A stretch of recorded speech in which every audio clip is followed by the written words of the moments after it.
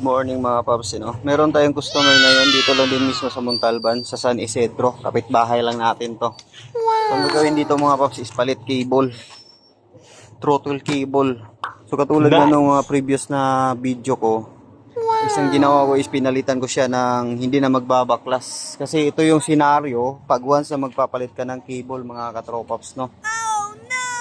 So ito yung cable ni Paps, Putol na. So ngayon, ang gagawin talaga dito is baklas lahat. Yan. So, di tulad nung ginawa ko mga katropaps na ang tatanggalin lang is dito lang mismo. Tsaka, ito lang mismo. So, hindi katulad nito na, ayan, bubuklatin mo talaga tong mga to para mahugot mo to at maisuksok mo to yung, maisuksok mo yung isang isang cable na bago.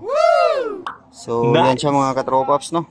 Wow! Rusi RFI 175 version 4. Then, ito, papalitan din namin to ng belt na yun.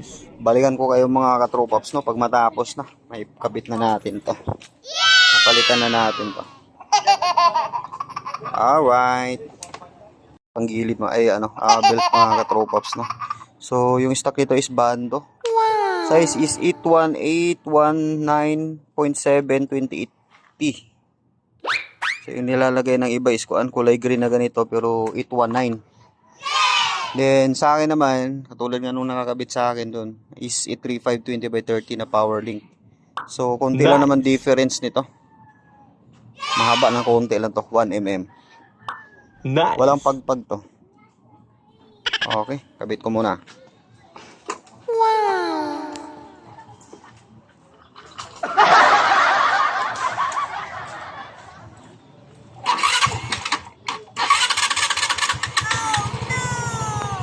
So, yan yung galaw niya mga paps, sa power link.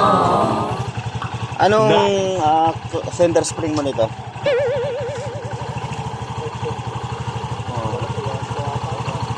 1K? Okay. Kaya pala medyo malambot siya. Pero okay na. Sige, papatay mo na pa. So, ayan, okay na siya mga paps, no? Naibalik na namin lahat. Tapos, napalitan na rin namin ang belt. Ito yung stock ni Pops.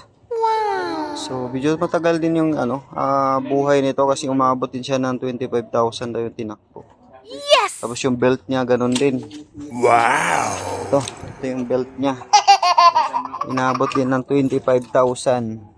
Wow! Ayan yung Kaya, hindi na niya hinintay na maputol pa kasi nga perwisyo at abala yan, lalo na kung gabi siya maputulan.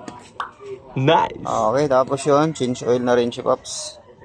So, provide lahat to ni Pops, no? Kapitbahay ko lang kasi to, kaya, ayun. Okay, ayan, kasya na yan. Ayan, healthy pa yung motor ni Pops, kasi sobrang dami pa ng langis dito.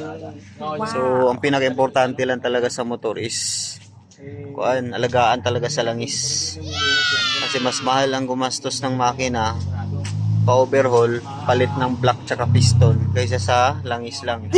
Langis kahit gumastos ka ng 500 buwan-buwan dyan, walang problema kaysa gagastos ka na sobrang laki. Abutan ng mga 5,000 pataas yan. Magpapalit ka ng block. So, yan siya mga katropaps, no? Hanggang dito lang ako. Ride safe po sa lahat. Yes, mga paps.